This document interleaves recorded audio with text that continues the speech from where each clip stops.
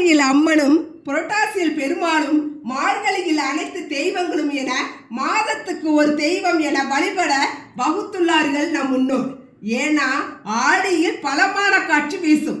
அப்படி வீசும் காற்று விஷக்காற்று என்பதால் மக்கள் தங்கள் வீடுகளை விட்டு வெளியே வந்து அம்மன் கோயில்களில் உள்ள கிருமி நாசினியான வேப்பிலையின் மனத்தை சுவாசிக்கும் போது விஷக்காற்று முறியடிக்கப்படுவதுடன் இயற்கையான ஆக்சிஜனும் கிடைக்கிறது. இதே புரட்டாசி மழைக்காலம் என்பதால் மக்கள் தங்கள் வீடுகளிலேயே அப்போது கிடைக்கும் சத்து மிகுந்த காய்கறிகளை படைத்து பெருமாளை வழிபடுகிறார்கள். இம்மாதத்தில் காய்கறிகளின் சத்தும் துளசி தீர்த்தமும் நம் உடலுக்கு தேவையான ஆரோக்கியத்தை தருகிறது. இதே போல் மார்கழி மாதத்தின் அதிகாலையில் ஓசோன் படலம் வழி ஆரோக்கியமான உடல் நலனை தரும் காற்று அதிகம் பூமியில் இறங்கும்.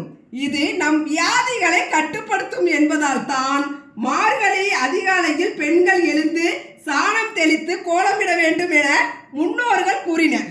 நம் உடலில் 80% ஆக்சிஜனும் 20% கரியமில வாயுவும் இருக்க வேண்டும்.